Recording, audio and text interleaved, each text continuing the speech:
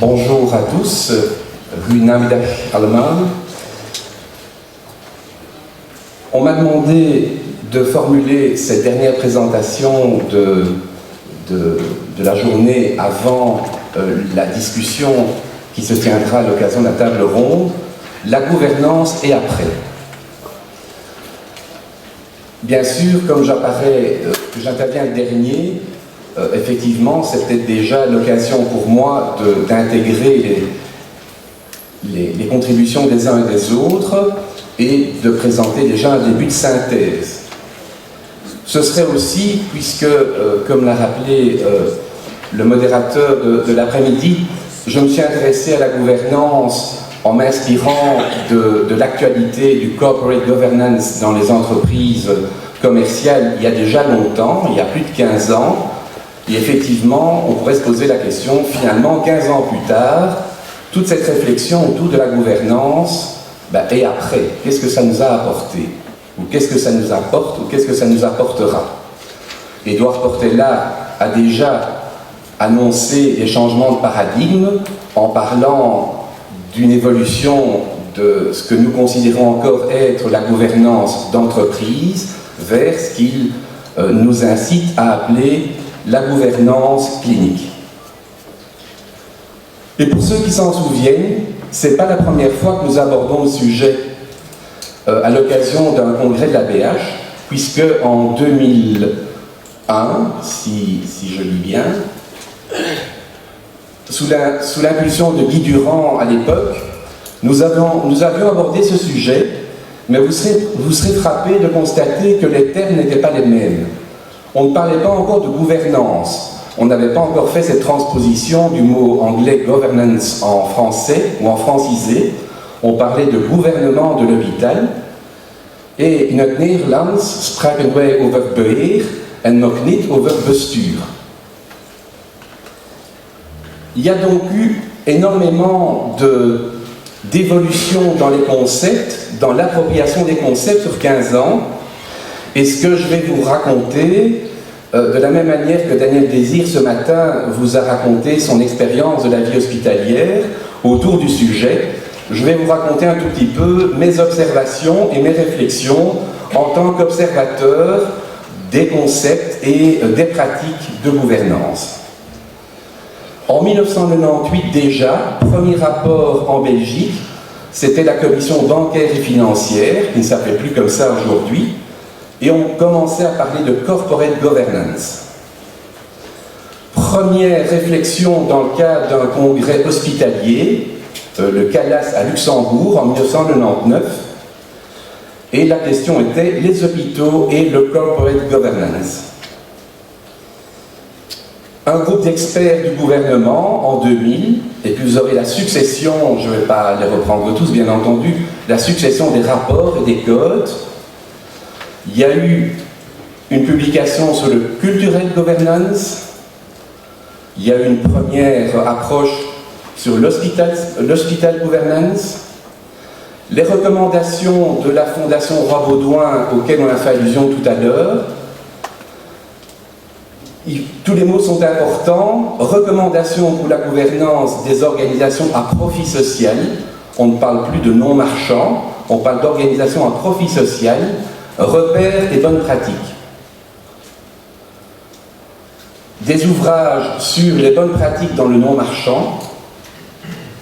En 2012, à l'initiative d'ailleurs de Guberna, la création de la Social Governance Academy.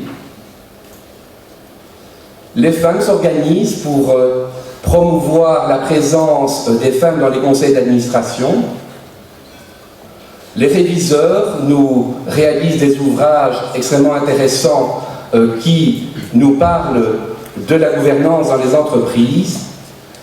Et la dernière contribution spécifique au sein du secteur hospitalier, dont je me souviens, mais je peux me tromper, et je n'ai pas balayé évidemment les contributions du côté néerlandophone, c'était donc une réflexion sur la gouvernance hospitalière professionnelle. Donc la gouvernance, ça fait 15 ans qu'on en parle, qu'est-ce qui a changé? Je vous propose donc de parcourir le sujet à travers 4 angles d'attaque. Parle-t-on de bonnes pratiques ou d'effets de mode? Qu'est-ce qu'on peut considérer comme ayant été acquis? Et là, ça va être relativement facile, ça va être une brève synthèse ou un bref survol de ce qui a déjà été exposé depuis ce matin, ce qu'il y aurait peut-être à acquérir ou à développer, et je me risquerai, en tant qu'observateur et en tant qu'acteur aussi dans le secteur, à quelques propositions. Le poids des mots, comme vous l'avez constaté, on ne parle plus de corporate governance, on parle de gouvernance, et on est passé par la formulation gouvernement de l'entreprise. On est passé de beheer naar bestuur, on est passé du secteur non marchand, non-profit, vers le secteur à profit social, social profit. J'en profite pour préciser évidemment que tout mon exposé est basé essentiellement sur une réflexion de la gouvernance dans le secteur à profit social. Toutes les réflexions formulées ce matin par Renaud Wittmer, qui a fait la comparaison à la fois des règles de référence, mais aussi des pratiques avec le secteur public, sont évidemment tout à fait d'application, mais je ne parle pas à proprement parler du secteur public. Georges Pompidou disait « Il y a des mots qui viennent quand on est à court d'idées ». C'est vraiment ça peut-être la question en toile de fond. Est-ce que finalement, la question sur la gouvernance, ça n'est pas qu'un slogan, ça n'est pas qu'un effet de mode? Ça a été évoqué ce matin, notamment par Renaud Wittmer. On a constaté dans toutes les évolutions sur la gouvernance, dans tous les secteurs, le processus qui s'est produit toujours de la même manière. Le soft law a précédé le hard law. Il y a toujours eu, et il y aura probablement toujours, des codes, des chartes, des recommandations qui précèdent la mise en forme de ces recommandations en force de loi à travers des arrêtés, des décrets, et le plus souvent sous l'impact des événements, sous l'impact médiatique, et parfois, si je peux me permettre l'expression, sous la forme d'un espèce de passage à l'acte politique. On a connu la crise des banques, les bonus, les parachutes dorés, la parité des sexes et des genres, et on est tous dans le secteur quand même assez interpellés par ce décret en région wallonne qui est paru le 9 janvier, destiné à promouvoir une représentation équilibrée des hommes et des femmes dans les conseils d'administration des organismes privés agréés par la région wallonne. Pour la première fois, le régulateur politique fait interférence au sein des ASBL, au sein desquels il y a malgré tout en principe une libre association, et la sanction à la clé, c'est le retrait d'agrément. Donc ce n'est pas du tout insignifiant. Il y a donc, on l'a constaté toute la journée, appropriation et familiarisation avec les concepts. Qu'en est-il dans les pratiques? Passons d'abord en revue ce qui semble avoir pris racine dans les différents conseils d'administration, dans les différentes organisations que nous connaissons. Tout d'abord, une définition, parmi tant d'autres, il y en a d'autres qui ont été données aujourd'hui, mais je me suis toujours référé à la définition du professeur Goldschmidt de l'ULB, qui disait en février 2003, lors d'une conférence sur le sujet, qu'on peut définir la gouvernance comme les structures et les mécanismes relatifs aux prises de décision, la notion de responsibility, sur les objectifs, les moyens humains et matériels, la mise en œuvre, la répartition des fruits, donc des résultats, la reddition des comptes, c'est la notion de accountability, la surveillance de l'exécution, la surveillance des risques. Ce matin, on a insisté sur l'importance de la prise en compte de l'approche qualité-sécurité, entre parties prenantes. Cette définition, je la suggère, mais elle me paraît contenir l'ensemble des mots-clés, dès qu'on veut parler de gouvernance au sens donc d'un équilibre. La notion de balance a été proposée plusieurs fois, et dans le sens aussi de la mise en place de structures et de mécanismes.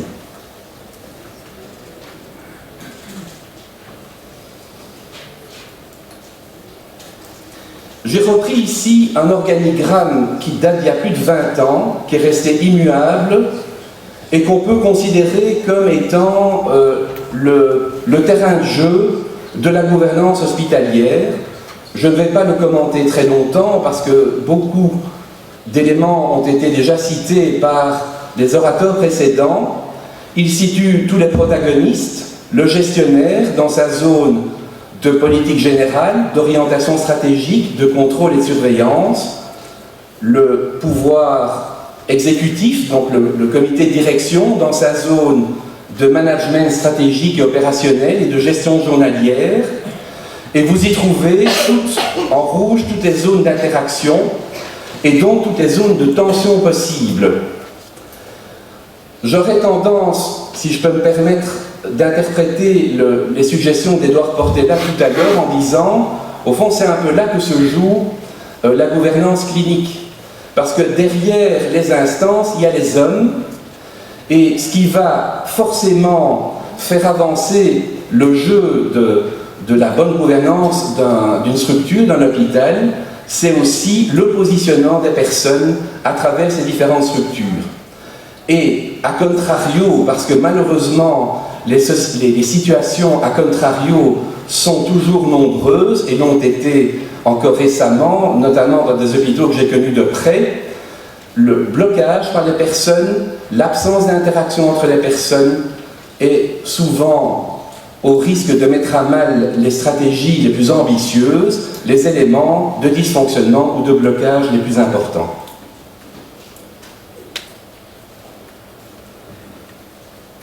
Ce qui est acquis, largement à vous entendre et à observer l'évolution des hôpitaux, c'est la conviction qu'il y a des principes de fonctionnement d'un conseil d'administration performant, qui s'appuie sur la logique collégiale plutôt qu'individuelle, la complémentarité, mais pas seulement des compétences, mais aussi la complémentarité des caractères. On y est trop peu attentif, d'où l'importance de choisir des profils et des profils complémentaires.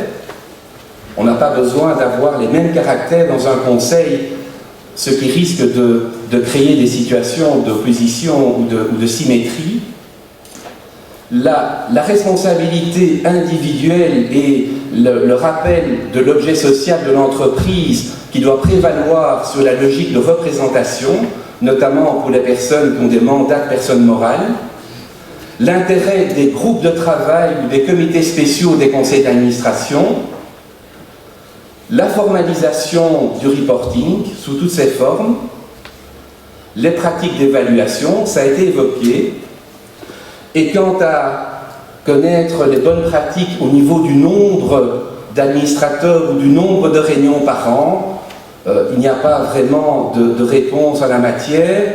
On s'accorde quand même beaucoup autour du chiffre de plus ou moins 12 et autour du chiffre de plus ou moins 6 à 8 ou 10 conseils d'administration par an. Ce qui est acquis également, ce qui a pris racine dans nos conseils d'administration, dans nos organisations, c'est l'importance du choix des administrateurs. Ça a été évoqué largement ce matin, en s'appuyant donc sur un descriptif de fonction, sur une réflexion préalable sur le caractère, la personnalité, la capacité de jouer dans un jeu d'équipe. Ça n'a aucun intérêt d'avoir quelqu'un d'extrêmement compétent ou d'extrêmement intelligent qui fait cavalier seul dans un conseil d'administration. La formation de base, et je dirais même la culture de base. Ce qui est intéressant dans un conseil d'administration, c'est d'avoir un ingénieur, un juriste, un scientifique, un philosophe, un médecin, des gens qui ont des tournures de pensée, des formations de base différentes. Il ne faut pas être un connaisseur de l'hôpital pour rentrer dans un conseil d'administration. Par contre, ça a été évoqué ce matin, dès le moment où on rentre dans un conseil d'administration, on s'engage à prendre l'information nécessaire à pouvoir formuler sa contribution aux décisions. Il faut également, on a peu parlé de ça, et la pratique a montré que ça constituait souvent un problème, il faut avoir un certain jugement sur les situations de conflit d'intérêts. Probablement que c'est un point sur lequel on n'insiste pas encore assez.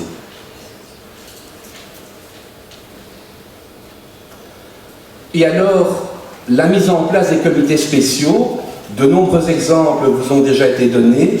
L'intérêt des comités spéciaux, c'est qu'ils permettent une implication de l'administrateur en dehors des réunions du conseil d'administration, qui peuvent à la limite n'être que de 6 à 8. Elles permettent une implication dans des groupes de travail, dans des comités spécifiques, dans un contexte évidemment d'approche collégiale et de délégation. Les comités spéciaux n'ont aucun pouvoir. Un comité spécial ne peut en rien décharger le conseil d'administration et la responsabilité collégiale des administrateurs. Les comités sont là donc pour préparer les décisions. On parle des comités d'audit, des comités de gouvernance, de nomination, de rémunération, comité du risque. Ce matin, on a parlé de l'intérêt d'un comité Quality and Safety, comité stratégique, etc. Parmi tous ces comités, c'est probablement le comité d'audit qui a son importance et son enjeu et son intérêt le plus grand au sein des hôpitaux. On dit dans les références de bonnes pratiques qu'il devrait être composé majoritairement d'administrateurs indépendants. Je reviendrai dans quelques instants sur la question d'administrateurs indépendants. Il doit avoir accès à toutes les informations, il doit pouvoir mener enquête, il doit pouvoir rencontrer les acteurs dans les circuits financiers, il doit s'appuyer sur des procédures écrites. Je ne suis pas sûr que chaque hôpital dispose d'un comité d'audit, mais je suis sûr en tout cas que la question se pose quasiment dans chaque hôpital. Voilà ce que je crois, à travers aussi ce qui a été dit ce matin, être les évolutions des apports des pratiques de gouvernance. Quels seraient les points sur lesquels il faudrait mettre l'accent dans les années qui viennent? Bien entendu, ça a été évoqué également ce matin, notamment par rapport aux hôpitaux publics, mais je crois que c'est vrai incontestablement par rapport aux hôpitaux privés, aux hôpitaux associatifs, l'importance du rôle de l'administrateur indépendant et donc de la présence d'un nombre suffisant d'administrateurs indépendants. Des définitions d'administrateurs indépendants, il n'en existe pas énormément, mais il en existe quand même. Dans la loi sur les sociétés cotées et les sociétés publiques, vous trouverez une définition et un relevé des critères de l'administrateur indépendant. Mais qu'est-ce qu'on peut retenir en gros et qu'est-ce qui est applicable au secteur des hôpitaux? Mais c'est que donc il est choisi pour ses compétences spécifiques et son profil personnel. Il est indépendant pour des tas de raisons que je verrai après, mais notamment aussi parce qu'il a une indépendance de pensée, il a une indépendance d'esprit critique. Il doit donc être capable de démissionner. Il est indépendant par rapport à toutes les parties prenantes, donc il n'est pas lié aux associés, donc aux fondateurs, aux piliers de l'hôpital, aux propriétaires de l'hôpital. Il n'est pas lié à la direction, il n'est pas coloré politiquement. Alors là, on peut encore s'interroger à partir de quand on est coloré politiquement. On l'est tous probablement, effectivement, ou à son insu. Ici, on mettra peut-être la nuance en disant il n'est pas porteur d'un mandat électif, il n'est pas dans des relations d'affaires, comme fournisseur de biens ou de services, et il n'est pas dans des liens de parenté. Un nombre suffisant est recommandé, ça peut aller jusqu'à 1/3. Et il participe, comme on vient de le voir, préférentiellement aux comités spéciaux. Les désignations d'administrateurs indépendants, quand on se réfère aux repères de bonne pratique, il est recommandé qu'il soit de durée limitée, avec éventuellement 1 ou 2 renouvellements, mais ce n'est pas une profession d'être administrateur indépendant dans la même structure. Ça présente trop le risque de ce qu'on peut appeler l'émoussement ou l'estompement. Il existe des organismes ou des chasseurs de tête qui proposent des administrateurs indépendants. Deuxième accentuation qui a été évoquée déjà aujourd'hui et sur laquelle il serait sûrement utile de mettre l'accent dans les années qui viennent, c'est le rôle du président.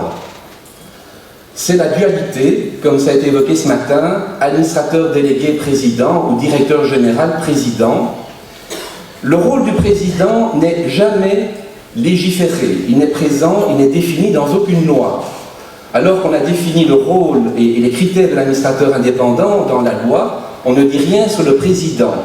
Et pourtant, tous les codes insistent terriblement sur l'importance de ce rôle. À la différence du PDG à la française, le président, dans nos pratiques, il doit être absolument distinct de l'administrateur délégué ou du directeur général. Et il préside en général le conseil d'administration et l'assemblée générale. Mais c'est un administrateur comme les autres. C'est peut-être le côté un peu ingrat du rôle de président, c'est qu'il a le même pouvoir que les autres administrateurs, et pourtant il est beaucoup plus sollicité. Dans certains hôpitaux, les statuts ou les règlements d'ordre intérieur proposent une voix prépondérante au président en cas d'égalité, mais en dehors de cela, il n'a pas plus de pouvoir que les autres. Et pourtant, son rôle est essentiel parce qu'il préside et assure la conduite des réunions, ce qui est quand même très très important. Il est l'animateur du groupe des administrateurs. Les administrateurs, c'est un certain nombre de personnalités qui doivent s'associer les uns aux autres, qui doivent s'imbriquer les unes aux autres. Les conseils d'administration, ce sont des moments parfois d'intense émotionnalité ou d'intense susceptibilité. Le président doit assurer la relation entre les différents membres. Il est aussi l'interlocuteur privilégié du management. Et enfin, il est un recours pour les membres du personnel ou pour les différentes parties prenantes. Troisième élément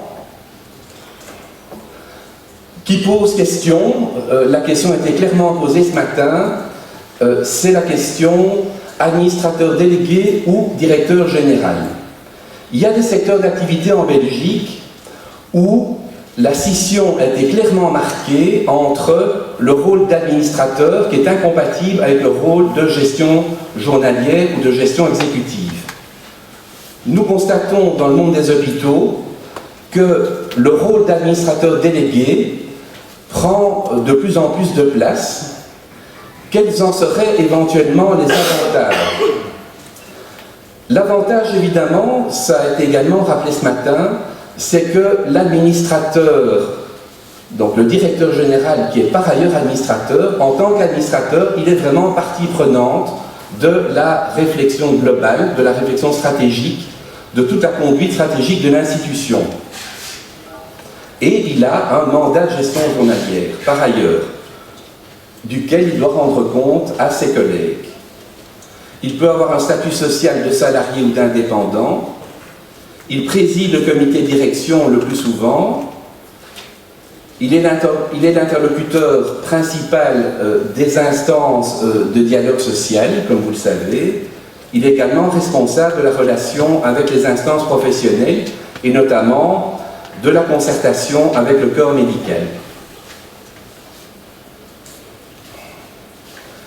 Je voudrais donc terminer ce survol de ces 15 ans d'évolution de la gouvernance par quelques propositions.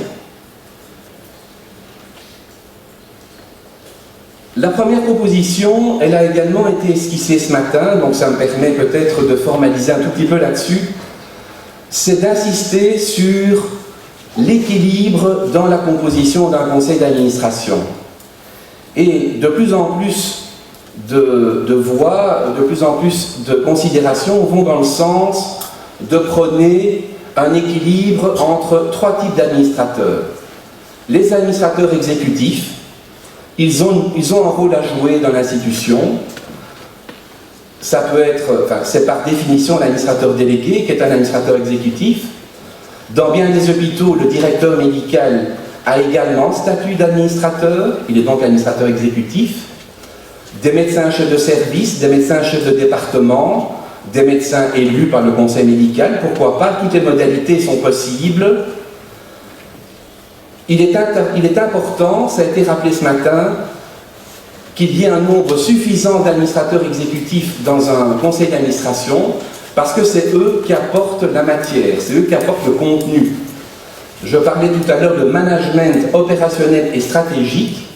S'il est vrai que la stratégie se définit, s'élabore, se développe et se décide par le conseil d'administration, malgré tout, c'est le management qui élabore la stratégie, qui la prépare, qui l'évalue, qui la met en œuvre. Il est indispensable d'avoir des administrateurs non exécutifs. Ce sont ceux-là d'ailleurs qui occupent le plus les conseils d'administration pour le moment, puisque ce sont les administrateurs qui représentent les propriétaires, les piliers, éventuellement les personnes morales qui constituent l'Assemblée générale. On pourrait, dans les non-exécutifs, il y a des expériences dans ce sens, y associer d'autres stakeholders. Les stakeholders ont très peu de place dans nos conseils d'administration, et puis il y a des administrateurs indépendants. Alors le plus simple, c'est de dire un tiers, un tiers, un tiers, mais à partir de là, il est évident qu'on peut faire les régulations qu'on veut. Mais c'est bien évident qu'il faut augmenter le nombre d'administrateurs indépendants dans nos conseils d'administration. Une deuxième proposition, à la lecture, à l'expérience, c'est l'importance, le bienfait peut-être du principe de limitation des mandats. Ça va de soi pour les administrateurs, et en particulier les administrateurs indépendants, comme je l'ai dit tout à l'heure. C'est rentré dans la loi très récemment par rapport au mandat des médecins chefs de service, qui ont été limités à 6 ans, renouvelables. Ça apparaît de plus en plus dans les bonnes pratiques, tant pour des mandats de gestion que pour des mandats d'administrateurs. On peut discuter sur les durées de mandat, entre 3 et 6 ans, et sur le nombre de renouvellements. Certains disent que 12 ans, ça suffit. D'autres diraient, bon, mais malgré tout, il y a l'effet d'expérience. Mais être administrateur à vie n'est pas nécessairement une source de renouvellement et d'enrichissement dans une structure. Il y a également la limitation par la limite d'âge, qui est une question extrêmement délicate, puisque l'âge de la retraite augmente. S'il était vrai que la limite d'âge pour un directeur, donc pour l'exécutif, était de 65 ans, les faits montrent qu'on monte maintenant un peu plus, on va jusqu'à 68 ans parfois. La question se pose aussi pour les administrateurs, tout en se disant qu'il y a quand même une limite à la vivacité et à la disponibilité. Il vaut mieux mettre des limites à l'avance que d'être confronté à quelqu'un à qui on doit dire « écoutez, ça ne va plus, vous devez arrêter ». La limite aux membres de l'Assemblée générale pose un problème juridique parce que ça soulève la question de la discrimination par rapport en fait à la libre association d'être membre dans une assemblée.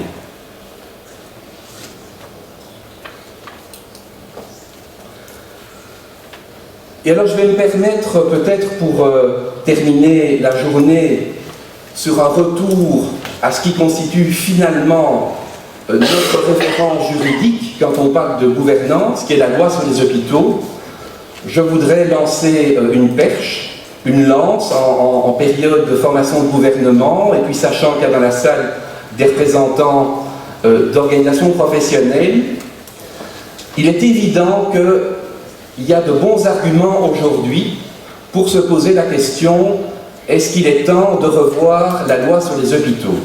La loi sur les hôpitaux, elle date de 1987, elle a donc bientôt 30 ans. Il y a des tas de réflexions sociologiques sur la durée des cycles. Enfin, 30 ans, c'est un bon cycle. Je vais vous proposer, ça Ça ne constitue pas une réponse formelle de ma part, mais c'est une manière de lancer le débat. Je vais vous proposer des arguments pour, des arguments contre, et peut-être une piste. Bon, argument pour revoir la loi sur les hôpitaux, c'est effectivement quand on voit le grand écart entre la définition, ça a été projeté tout à l'heure, de la notion de gestionnaire et de directeur, qui sont les deux seuls termes présents dans la loi sur les hôpitaux, par rapport à toute la progression qu'on a vue sur les réflexions de gouvernance, on pourrait considérer qu'en matière de modèle de gestion, elle est obsolescente. On constate aussi que, particulièrement par rapport à la structure juridique qui est autorisée à exploiter un hôpital, on est confronté à des vrais problèmes, qui sont des problèmes de capitalisation. La loi sur les hôpitaux nous contraint à développer l'exploitation hospitalière soit sous forme d'ASBL, soit sous forme de structure publique. Dans les deux cas, la question de la capitalisation se pose, versus des structures juridiques plus modernes ou peut-être plus récentes, comme la société à finalité sociale, la coopérative, et pourquoi pas société anonyme, quoique. J'y reviendrai dans quelques instants. Et puis, la pratique a montré que la loi sur les hôpitaux crée une discrimination entre les hôpitaux privés associatifs et les hôpitaux publics. La responsabilité financière est à charge des communes et donc de la collectivité en cas de déficit des hôpitaux publics. La responsabilité financière est totale pour les hôpitaux privés. L'accès aux subsides, l'accès aux garanties financières est très inégal entre un hôpital privé et un hôpital public. L'octroi des réquisitoires pour les problèmes de nature sociale est également très inégal, alors que les hôpitaux ont les mêmes finalités et les mêmes obligations, et les mêmes structures de contrôle. Enfin, la loi sur les hôpitaux, qui date de 30 ans, est sûrement incomplète, puisque 30 ans se sont écoulés, et on a tous été confrontés à des problèmes, notamment autour de l'arrêté qui concerne le conseil médical depuis 30 ans. Il y a quand même des arguments contre. On pourrait dire, au nom de la même logique, mais finalement, elle dure quand même depuis 30 ans. C'est donc que cette loi, eh bien, nous convient très bien, parce que c'est une colonne vertébrale à partir de laquelle chaque hôpital peut faire exactement ce qu'il veut dans l'organisation de ses organes, dans l'organisation de sa gouvernance. Et c'est vrai. Et puis, cette loi, c'est par rapport à toute la problématique éminemment délicate de la participation ou de l'association des médecins à la gestion, et je regarde ceux qui sont dans la salle et qui ont participé à la négociation qui a amené cette loi, ben cette loi est un compromis, et un compromis avec lequel on fonctionne bien. Les pouvoirs d'avis donnés au conseil médical, ça fonctionne finalement pas mal. Et puis cette loi, même s'il y a des éléments discriminatoires tels qu'illustrés avant, mais cette loi, elle est équitable. Parce que chaque établissement, en termes de financement ou en termes d'agrément, est considéré exactement de la même manière. Alors, je voudrais vous proposer, pour conclure, une proposition qui est peut-être un pavé dans la mare, qui s'inspire de ce qui a été fait dans d'autres secteurs. Par exemple, dans le secteur des pensions, le législateur a créé une structure ad hoc. Il a créé ce qu'on appelle les institutions de retraite professionnelle, et on a créé un cadre juridique que toutes les institutions qui exerçaient une activité de pension ont dû adopter, quelle que soit leur structure d'origine. Et on pourrait se mettre à imaginer l'intérêt qu'il y aurait à ce que nous ayons, pour continuer notre activité hospitalière, finalement, le même type de structure juridique. Une structure juridique qui permettrait la capitalisation, qui ne prévoirait pas le dividende, qui donc bénéficierait peut-être d'une fiscalité encourageante, et qui s'appuierait également sur des contrats de gestion, comme par exemple pour certaines entreprises publiques ou certaines entreprises parapubliques. Donc le profit social serait la règle, et cette harmonisation des structures faciliterait évidemment grandement tous les mouvements de collaboration, d'association d'activités, voire de fusion ou de regroupement d'hôpitaux. Voilà ma réflexion sur la gouvernance, je vous remercie.